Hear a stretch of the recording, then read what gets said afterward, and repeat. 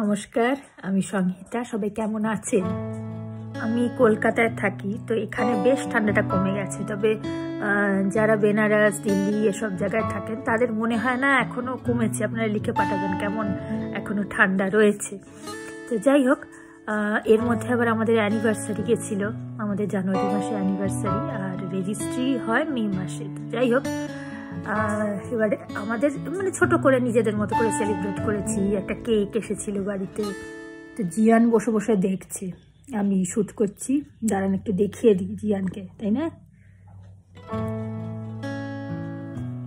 ঠিক করে হাতটা এ করো, দেখতে পাচ্ছে না ক্যামেরার এইখানটা, ক্যামেরায় হাত করো। আচ্ছা, ও একটু খুশি হয়, ওকে একটু ক্যামেরায় যদি দেখায়। এবার আমি কথা বলি, নিশ্চয়ই। আচ্ছা, তো সবাই ফোন করেছিল, যেরকম উইশ করে সবাই সেরকম রাত্রি 12টার সময়ও ফোন করে বোন, তারপরে আরও আমাদের ফ্যামিলির কেউ কেউ ফোন করে বলেছে, কেউ টেক্সট করেছে, কেউ আবার ফেসবুকে লিখে পাঠিয়েছে। তো যাই হোক, যেরকম সবার হয় আর কি। তো সেদিন অনেক কষ্ট করে বোনকে ঠেকিয়ে রেখেছিলাম।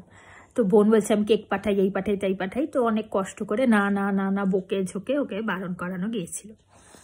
এরপরে এতদিন তো ঠিক আছে হয়েছে, ও দিল্লিতে থাকে, তো ওখানেও বেশ ভালোই ঠান্ডা আছে এখনো। কালকে আর ঠেকানো যায়নি। কালকে হঠাৎ রাত্রির 11টার সময় ফোন করে বলছে তোদের কি রান্না হয়ে গেছে? না, এখনো হয়নি।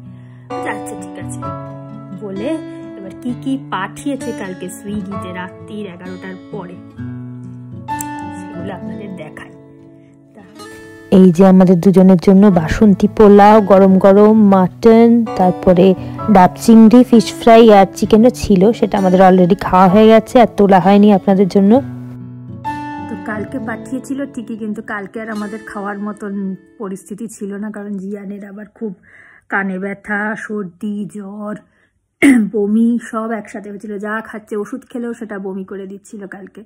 কারণ পরশু দিন কী করে হয়েছে জ্বরটা বাঁধিয়েছে সেটাও বলি। পরশু দিন বিকেলে খেলতে গেছিল ছাদে, এবার সেখানে গিয়ে জল ঘাটাঘাটি করেছে, পুরো জামা ভিজে, আবার নিচেও আসছে না, যে যদি বকা টকা খায় আমাদের কাছে, সেই জন্য নিচেও আসছিল না। অনেকক্ষণ সেই ঘুরেছে ভেজা গায়ে।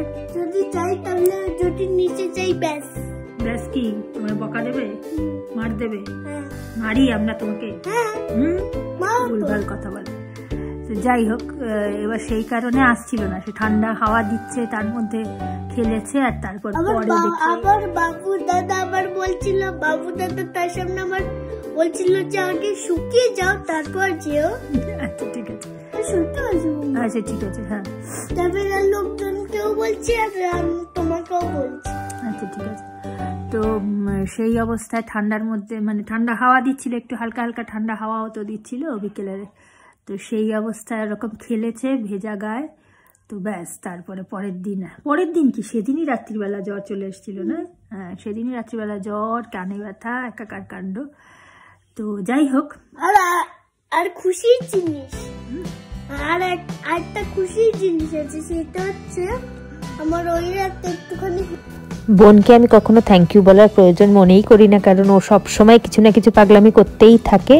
মাই স্পেশালস কেমন লাগছে আপনাদের সবার অবশ্যই জানাবেন। আবার খুব শিগগিরই আরেকটা সুন্দর ব্লগ নিয়ে ফিরে আসছি।